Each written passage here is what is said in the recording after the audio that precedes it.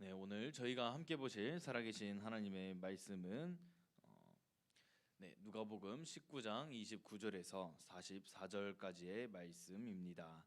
누가복음 19장 29절에서 44절까지의 말씀입니다. 네, 저희가 가지고 있는 40일의 여정의 이 책자에서는요 76페이지를 가리키고 있습니다.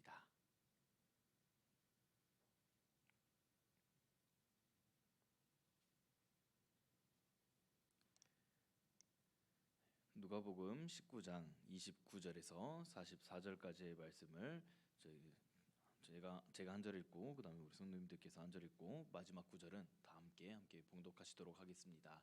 제가 먼저 하도록 하겠습니다.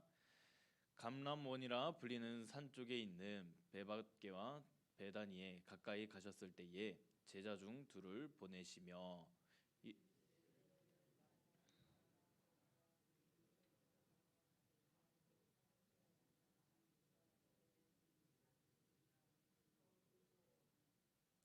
만일 누가 너희에게 어찌하여 푸느냐 묻거든 말하기를 주가 쓰시겠다 하라 하시매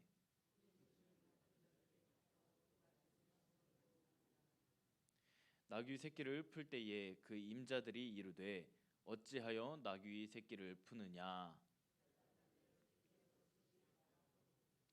그것을 예수께로 끌고 와서 자기들의 겉옷을 나귀 새끼 위에 걸쳐 놓고 예수를 태우니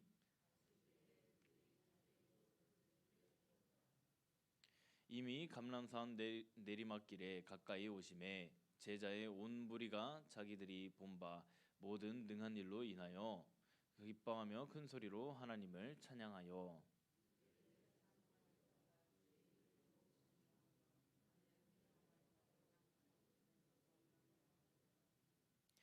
무리 중 어떤 바리새인들이 말하되 선생이여 당신의 제자들을 책망하소서 하거늘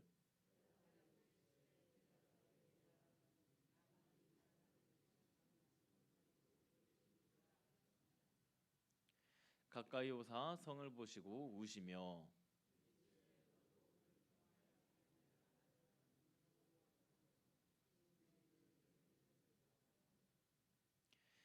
날이 이를지라 내 원수들이 토둔을 쌓고 너를 둘러 사면으로 가두고 함께 읽겠습니다. 시작.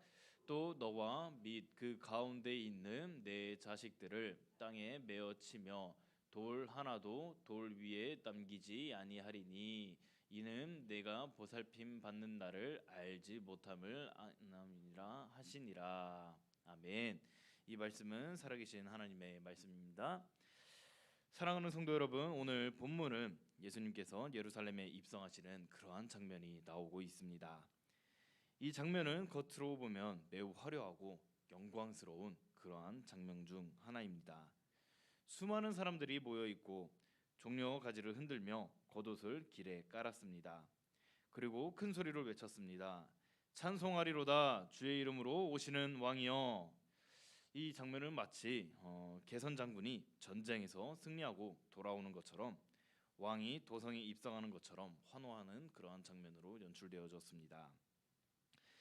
사람들의 눈에는 이제 승리의 왕이 들어오는 장면과도 같았을 것이었지만 예수님의 눈에는 전혀 다른 장면이 보여졌습니다. 사람들은 기뻐하고 있었지만 예수님께서는 우셨습니다. 그리고 사람들은 기대에 차 있었지만 예수님은 눈물을 흘리셨습니다.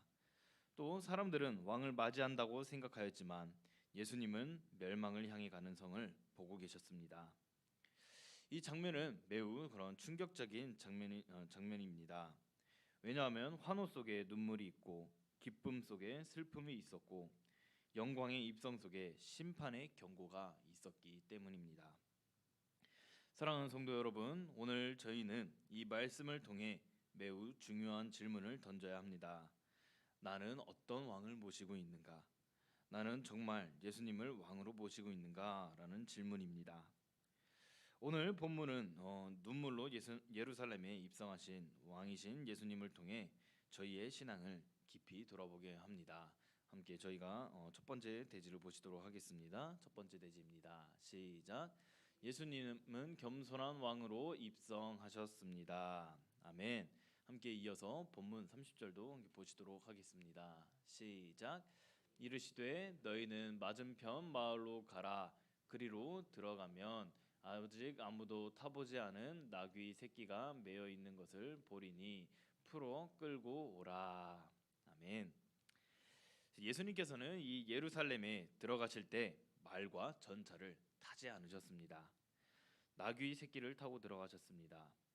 이 장면은 매우 상징적인 장면인데, 당시 왕이 도성에 들어올 때에는 전쟁에서 승리한 왕이라면 말을 타고 들어오게 되었습니다.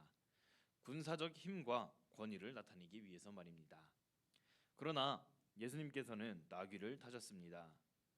이 장면은 절대로 우연의 장면이 아닙니다.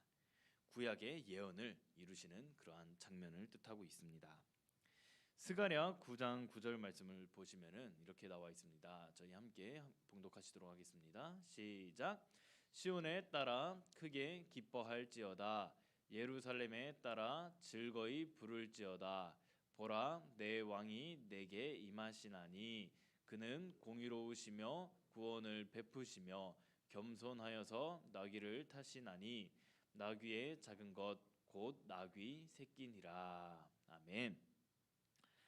예수님은 힘으로 통치하는 왕이 아니라 겸손으로 통치하시는 왕이십니다. 세상의 왕은 힘과 권력과 명령으로 나라를 다스립니다. 그러나 예수님께서는 사랑과 겸손과 십자가로 나라를 다스리십니다. 사랑하는 성도 여러분, 예수님이 나귀를 타고 입성하셨다는 것은 저희에게 매우 중요한 메시지를 가져다 주고 있습니다. 예수님께서는 저희의 기대대로 오시는 왕이 아니라 하나님의 뜻대로 오시는 왕을 뜻하고 있다는 것입니다.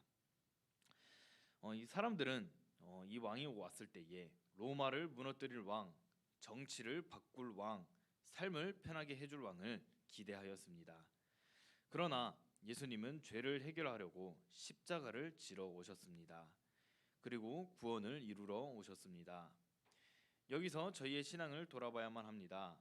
나는 어떤 예수님을 믿고 있습니까? 내 문제 해결해 주시는 예수님입니까? 내 형편을 바꿔주시는 예수님입니까?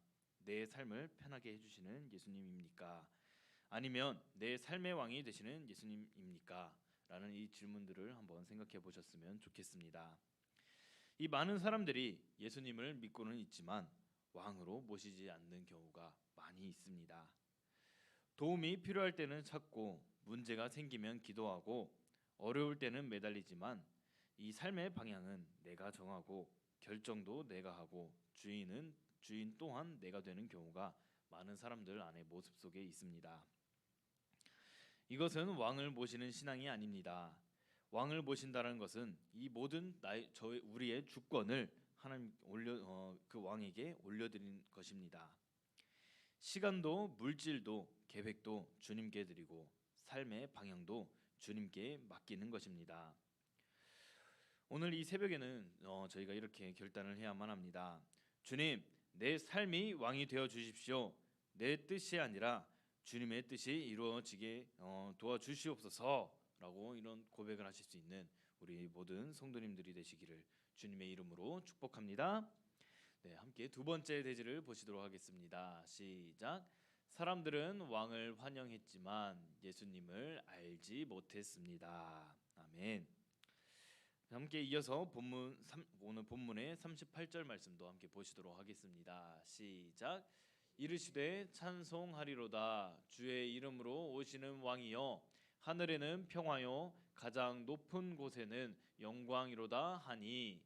아멘. 네, 겉으로 보면 완벽한 신앙 고백처럼 보여집니다. 왕이라고 불려지고 있고요.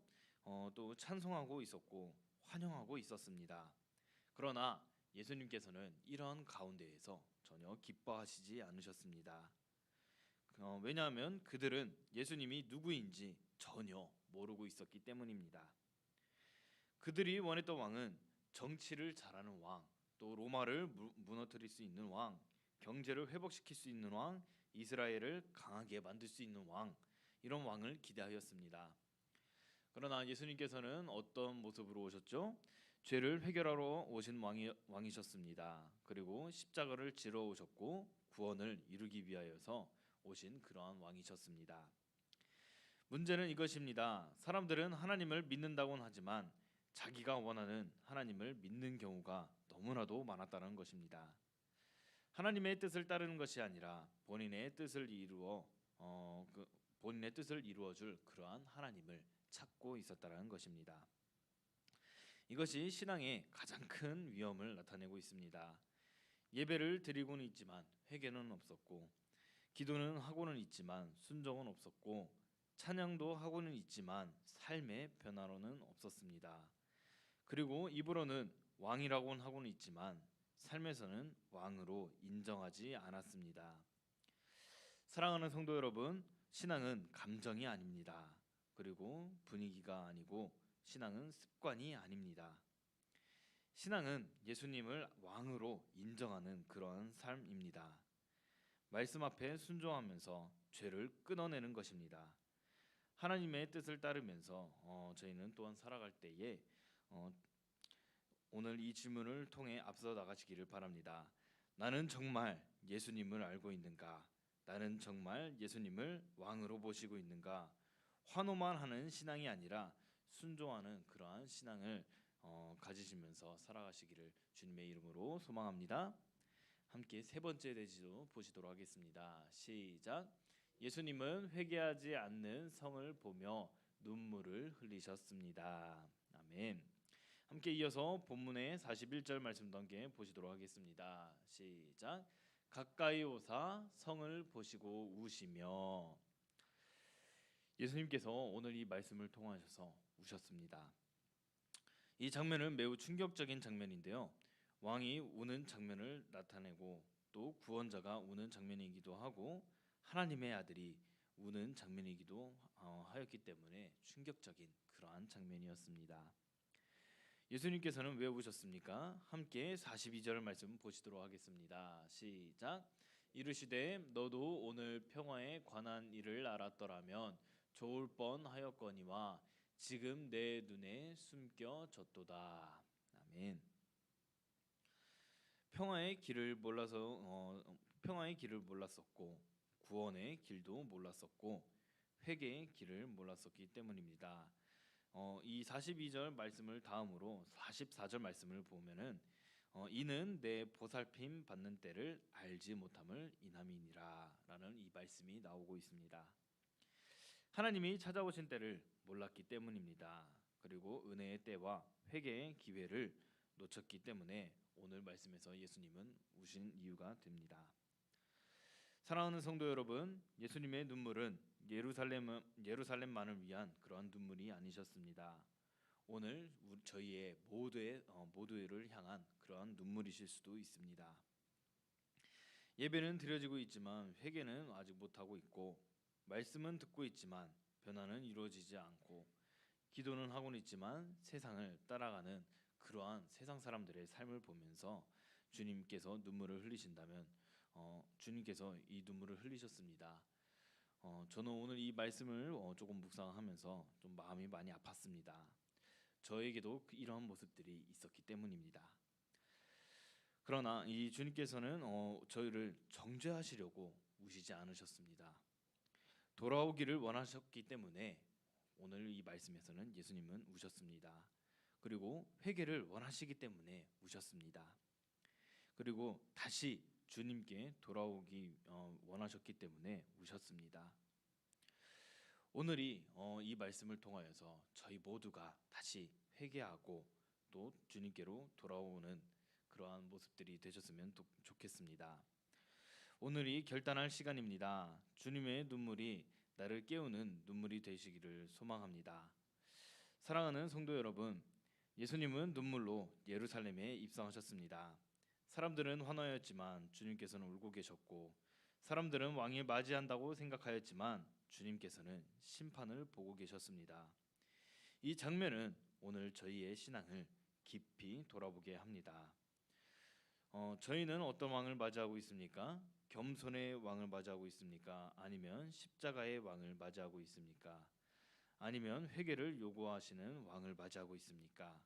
아니면 또 우리의 기대를 채워줄 왕을 찾고 있으십니까? 오늘 이 새벽에 결단하셨으면 좋겠습니다. 주님을 왕으로 모시겠습니다. 주님의 뜻에 순종하겠습니다. 회개의 자리로 돌아가겠습니다. 주님의 눈물이 회개가 되고 또 주님의 사랑이 저희의 결단이 되고 주님의 십자가가 저희의 삶의 방향이 되시기를 주님의 이름으로 축복합니다. 아멘. 네, 저희 함께 이제 기도하시도록 하겠습니다.